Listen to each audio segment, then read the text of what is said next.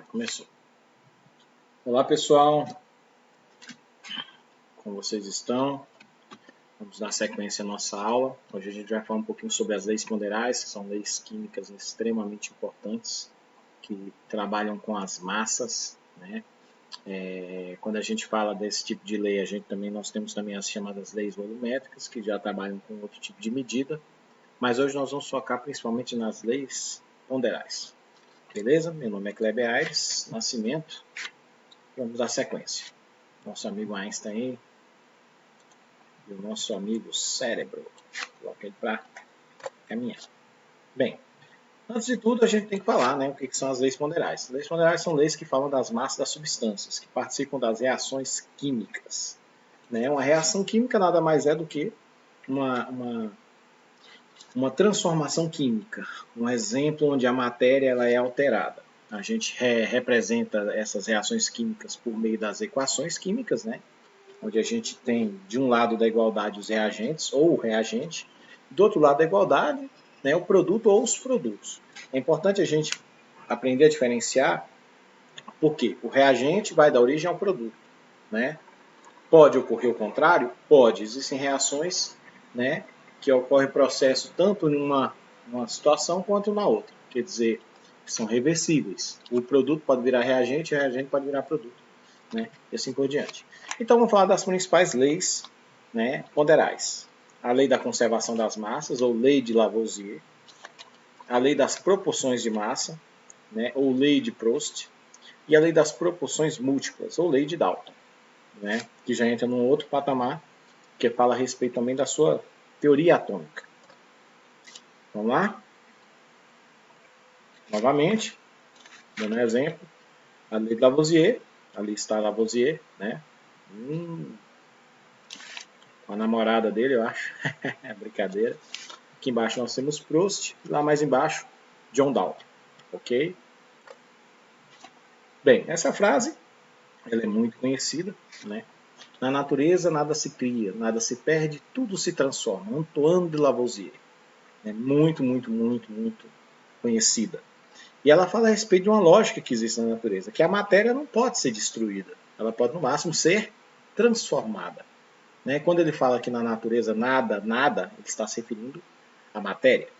Então, vamos lá. Numa reação química, em um sistema fechado, a soma das massas dos reagentes obrigatoriamente é igual à soma da massa dos produtos. Por quê? Porque nada vai se perder. Vai, no máximo, sofrer transformação. Mas em relação às massas, a gente tem uma igualdade, tanto de um lado quanto do outro. Exato? Exato. Vamos lá, para mais um exemplo. Numa reação química, eu tenho substância A mais substância B, dando origem, a setinha indica a origem, né? A substância C e substância D. A e B são reagentes, C e D são produtos. Então, a massa de A mais a massa de B será igual à massa de C e à massa de D. Agora, vamos supor que eu pegasse duas experiências com medidas diferentes. É a mesma experiência, mas com medidas diferentes. Então, eu vou chamar da primeira experiência e da segunda experiência. Não importa se estão num sistema fechado, a massa da primeira experiência mais a massa de A da primeira experiência mais a massa de B da primeira experiência, obrigatoriamente tem que dar igual a massa de C da primeira experiência mais a massa de D da primeira experiência. Isso é uma regra. A MA mais MB é igual a MC mais MD. Na segunda experiência, ele colocou aqui um linha. Então, MA' mais MB' é igual a MC' mais MD'. Aqui embaixo a gente tem essa representação. Isso diz o seguinte, que vou dar uma lógica para vocês. Vamos supor que eu vou fazer um suco. E aí eu estou acostumado a fazer um copo de suco. E num determinado momento eu quero fazer 2 copos de suco. Então eu vou alterar a quantidade final, porém eu vou observar aqui a quantidade de água, a quantidade de açúcar e a quantidade de polpa que eu vou usar, né, somados juntos, hipoteticamente vai dar a mesma massa do suco no final. Se eu vou fazer 2 copos de suco, automaticamente eu vou ter o dobro de água, o dobro de açúcar e o dobro de polpa. Então, apesar de eu ter mudado as quantidades em fazer um suco, um copo de suco ou 2 copos de suco, né, a proporção dos componentes e a soma de resultado deles vão permanecer. Aí eu falei indiretamente, eu falei de duas leis ao mesmo tempo, vocês vão perceber, mas eu também falei da de Lavoisier. Porque a de Lavoisier ela influencia muito na lei de Proust. Então vamos lá. Um exemplo aqui bem claro. Metano mais oxigênio dá origem a gás carbônico mais água. Né? Isso aqui é um exemplo de uma reação de combustão do metano. O metano é um gás, né, conhecido como gás natural, CH4. E aí, quando ele se queima, ele precisa do oxigênio. Então, olha lá, 4 gramas de metano mais 16 gramas de oxigênio, obrigatoriamente vão se transformar em 11 gramas de gás carbônico, que é a fumaça, e junto com a fumaça sai vapor d'água, 9 gramas. Agora, o que acontece? Eu vou observar aqui, os reagentes ali, né, deixa eu colocar aqui embaixo, vocês vão observar que aqui, os reagentes, eu tenho 4 mais 16 igual a 20. Então, eu tenho 20 gramas no reagente, que deu origem a 11 mais 9, 20 gramas também. É isso que Lavoisier diz. Aqui, 20 gramas eu tinha. Quanto é que eu obtive no produto? 20 gramas. Nada se perde, né? Nada se cria, nada se perde. Então, não aumentou nem diminuiu. Pelo contrário, se manteve. Porque o máximo que pode acontecer é a transformação. Eu tenho um gás metano e gás oxigênio. Transformou-se em gás carbônico, mas água. Mudou-se as substâncias. Mas as massas permaneceram a mesma. Numa reação química, a massa total dos reagentes é igual à massa total dos produtos. Isso que Lavoisier está dizendo. Opa, estou sempre entrando na frente. Na natureza, nada se perde, nada se cria, tudo se transforma. Já havia dito isso. Uma questãozinha. Vamos lá, vamos lá, vamos lá. Uma reação entre 23 gramas de álcool etílico e 48 gramas de oxigênio produziu 27 gramas de água, ao lado de gás carbônico. A massa de gás carbônico obtida foi de... Olha só, uma dica que eu sempre dou, sempre que tem algo que é inflamável junto com oxigênio, significa que é uma reação de combustão. Né? Então, a gente tem que colocar os dois juntos. Então, álcool etílico mais gás oxigênio, vocês vão ter que armar isso daqui. Então, a reação entre álcool etílico e oxigênio produziu, se falou produziu, então é depois da seta, produziu gás carbônico e água. Então, ele falou que produziu água ao lado de gás carbônico. Só que ele deu a massa do álcool etílico, deu a massa do oxigênio, não deu a massa do gás carbônico, mas deu a massa da água. E ele pergunta qual é a massa do gás carbônico. Eu sei que a soma desses tem que dar igual à soma desses. Então, é uma equaçãozinha bem simples. 23 gramas do álcool etílico mais 48 gramas do oxigênio, obrigatoriamente vão dar a massa do gás carbônico, que eu ainda não sei, mais as 27 gramas de água. Então, 23 mais 48, 51. Desculpe, 71. Mais as 27. Então, o que eu vou fazer? Eu tenho que isolar a massa do gás carbônico, que aqui a gente está representando pela letra M, e passar, né, o 27 positivo para o outro lado negativo. O que ele fez aqui? Ele inverteu tudo ao mesmo tempo. Ele passou, né, o M para lá, passou o 71 para cá, depois multiplicou por menos 1. Ele fez de forma direta. Mas na prática vai ficar M é igual a 71, que já está aqui, 23 mais 48, menos 27. Olha aqui, representando certinho. Ó, 71 menos 27. Automaticamente, a diferença entre 71 e 27 vai ser a massa do gás carbônico que eu não sabia. Ou seja, dá para fazer até de cabeça. 23 mais 48, 71. 27 mais quanto dá 71? 44 gramas. Vamos ver. Olha lá, alternativa A, 44 gramas. Isso é outro ponto importante. Quando a gente fala, né, das leis ponderais, a gente tem que observar o seguinte. A massa se conserva do reagente para o produto? Sim. As moléculas se conservam? Não, eu falei, as substâncias mudam, então as moléculas mudam. De um lado está H2O, do outro lado H vai se juntar com outro, isso vai mudar, entendeu? A reação química, ela muda a posição dos átomos. Agora isso é importante, as moléculas vão mudar. E os átomos vão mudar? Não, os átomos se conservam. Então, massa se conserva? Sim. Moléculas se conservam? Não. Átomos se conservam? Sim. Então, verdadeira a primeira, falsa a segunda, verdadeira a terceira. Então, verdadeira A1 e A3. E A3. Questão do professor Agamenon Roberto. Então, vamos lá. No caso das reações de síntese, que são reações de formação, isto é, aquelas que originam uma substância, quer dizer, A mais B é igual a C, uma reação simples, né? Igual eu estava falando sobre o suco, se juntar água mais a polpa mais o açúcar, dá um copo de suco. Então, é uma reação de síntese, de formação. Formou uma única substância. Eu tenho mais reagentes e um único produto.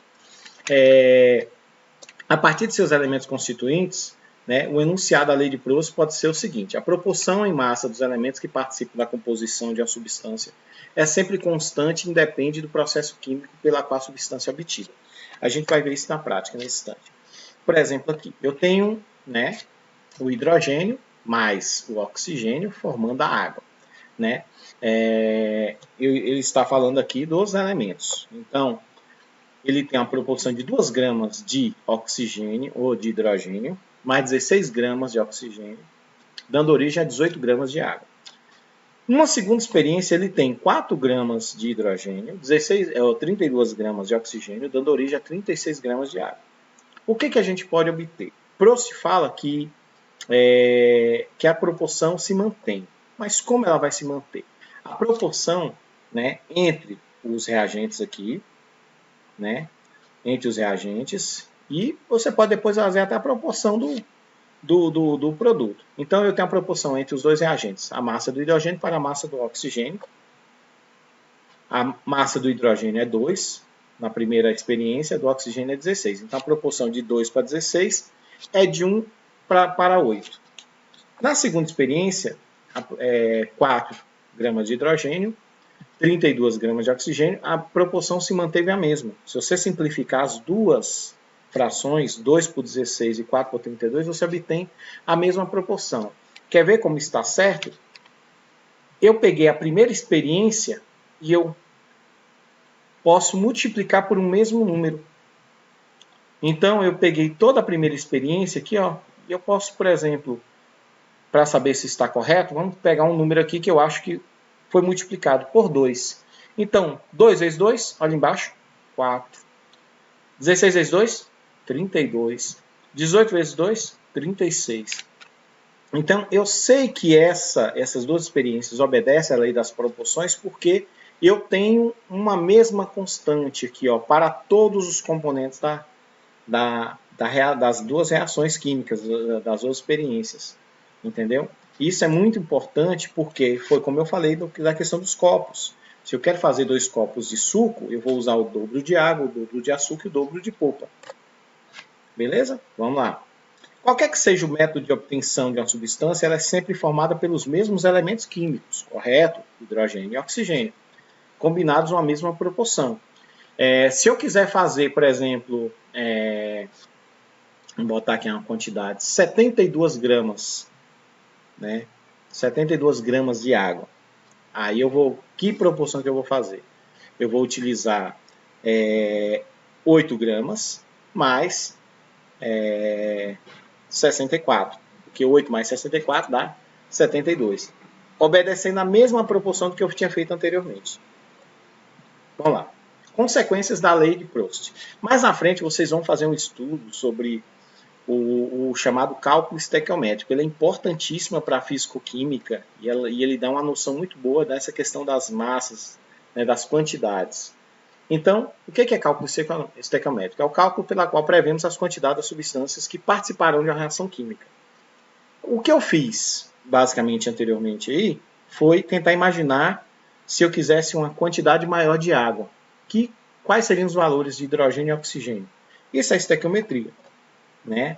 Mas a gente pode ver de uma forma bem mais simples, porque tem cálculo estequiométrico bem mais complexo. Então eu tenho aqui, ó, sabemos que 7 gramas de nitrogênio reagem com 1,5 gramas de hidrogênio produzindo gás amônia. Né? Tecnicamente seria gás nitrogênio mais gás hidrogênio produz o NH3, que é o amônia, que é gás amônia. A massa do gás amônia ou amoníaco que iremos obter nessa reação, quando misturamos 2,1 gramas de nitrogênio com uma quantidade suficiente de hidrogênio quer dizer, ele quer saber a quantidade de amônia se baseando em apenas um reagente, né? a gente tem um reagente aqui, ó, os dois reagentes, nitrogênio e hidrogênio, ok? E aí eu vou obter uma quantidade de gás amoníaco. Tá meio que na cara, né? Qual é a quantidade que eu vou obter?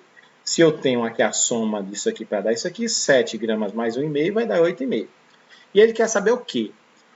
Que quantidade de gás amoníaco eu vou obter a partir de 2,1 gramas de nitrogênio? Né? É a pergunta que ele quer saber um valor específico de um produto baseando-se apenas em um reagente. Lá do 8,5. Então, o que eu vou fazer? Eu posso, né, usar a regra de 3 ou, né, multiplicar cruzado, tirando o hidrogênio. O hidrogênio não participa da pergunta final. Então, eu vou usar a proporção de 7 para 2,1 e a proporção de 8,5 para X, ou para M aqui, que é a massa que eu quero descobrir.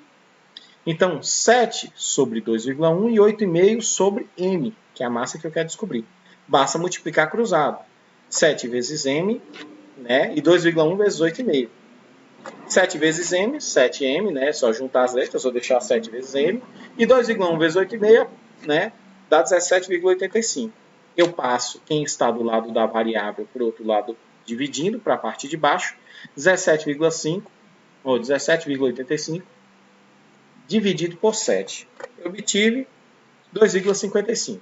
Tem a resposta lá, letra C. Composição centesimal. Da mesma forma que a gente obtém valores, a gente pode imaginar percentuais na composição. Como assim? Por exemplo, na formação do gás metano, né, eu tenho carbono mais hidrogênio formando metano. O carbono possui uma massa relativamente maior do que a do hidrogênio, já que o metano é CH4. Eu tenho um átomo de carbono e 4 átomos de hidrogênio. O átomo de hidrogênio é bem levinho, de certa forma. Então, a proporção está 12 gramas de carbono mais 4 gramas de hidrogênio vão formar 16 gramas de metano. E aí, vamos supor que eu quisesse saber, né, para formar 100 gramas. Em que isso ajuda? Ajuda a descobrir os valores percentuais. Se eu usar 100 como referência, eu obtenho o percentual de formação de carbono e hidrogênio, não, desculpe, a quantidade de carbono e hidrogênio na formação do metano. Vamos lá. Então eu tenho 12 sobre X, que é a quantidade que eu quero descobrir de carbono na segunda experiência, e 4 sobre Y. O que eu faço? Se eu quero descobrir o valor de X, eu pego 2 sobre X, multiplico cruzado por 16 sobre 100. Se eu quero descobrir o valor do Y, eu pego 4 sobre Y e multiplico cruzado por 16 sobre 100. Vamos lá, descobrir o valor de X primeiro. 12 sobre X, que é igual a 16 sobre 100, multiplicação cruzada, eu obtenho 16 vezes X e 12 vezes 100, eu obtenho 1.200, 12 vezes 100, e o 16 que está com X passa para debaixo. Eu obtenho o valor de 75. Como eu estou usando como referência 100, como eu posso, inclusive, transformar isso em porcentagem, 75% do gás metano, da massa do gás metano, é carbono. Para dar certo, eu tenho que obter a diferença para 100. Qual a diferença de 75 para 100? 25. Então, vamos ver agora a segunda parte. Lá a gente tem o 4y isolado, né? Aqui eu peguei só ele, que é igual a 16 sobre 100. Beleza? 16 vezes y e 4 vezes 100. Multipliquei cruzado. Ó. 16 vezes y e 4 vezes 100. 16 vezes y, né? O 16 passa para debaixo dividindo, e 4 vezes 100 dá 400. 400 por 16, eu obtive 25%. Logo, a quantidade percentual de hidrogênio no cálculo, ou na formação do metano, é de 25%. Vamos supor que eu quisesse fazer 500 gramas de metano. Qual é a quantidade de carbono? Você pode chegar e calcular 75% de 500. Vai dar certo. Você quer calcular a quantidade de hidrogênio, você calcula lá 25% de 500. Vai dar certo. Então é fácil usar como referência a porcentagem. É uma das consequências do cálculo estequiométrico que a gente consiga obter o cálculo observando a porcentagem. Uma questão aqui. O carbonato de cálcio é formado por 40% de cálcio, 12% de carbono e X% de oxigênio em massa. Em 50 gramas do referido sal, que é o carbonato de cálcio, qual é a quantidade de oxigênio? Então vamos lá. Eu tenho 40% de cálcio, 12% de carbono e X% de oxigênio. X%? Professor, como é que eu faço para saber a quantidade do oxigênio aqui? Os três aqui não são reagentes, então os três tem que dar 100%. 40 mais 12 dá 52. 52 para 100 é só diminuir 100 por 100 menos 52, 48%. Logo, a quantidade aqui é de 48%. Né? Então, eu tenho 48%. Eu usei isso daqui, eu posso usar como base 100 gramas para ajudar no cálculo. Né? Só que aí vem a pergunta.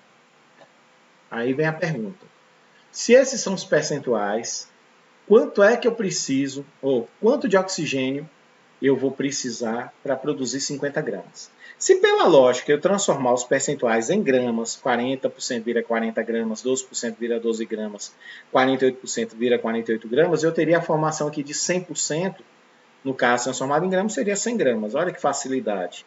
E ele quer saber quanto de oxigênio, né, eu preciso para formar 50 gramas de carbonato de cálcio. Dá para fazer de cabeça, gente. Eu vou dar a dica como é que poderia fazer de cabeça. Eu vi que a quantidade aqui do total caiu pela metade. Caiu pela metade. Então, provavelmente, o oxigênio é a metade. Mas, a gente precisa calcular. Então, essa quantidade, esses percentuais, eu obtive 100%, transformando em gramas, 100 gramas, né? Colocando assim para facilitar o cálculo. E ele quer saber aqui a massa de oxigênio, o mg aqui, que formaria 50 gramas de carbonato de cálcio. Então, ficou 48 sobre m e 100 sobre 50, beleza? Multiplica cruzado. Vamos lá, 100 vezes m, multipliquei, ó, 100 vezes m e 48 vezes 50. Ficou,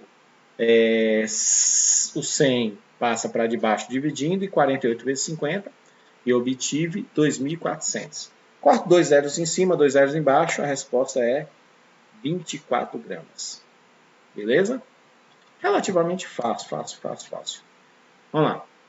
A lei das proporções múltiplas de Dalton, ele leva em conta quantidades atômicas. Ele sai um pouquinho dessa questão das massas, mas como a gente consegue transformar átomo em massa, também dá para fazer uma referência nesse sentido. Mas vamos lá.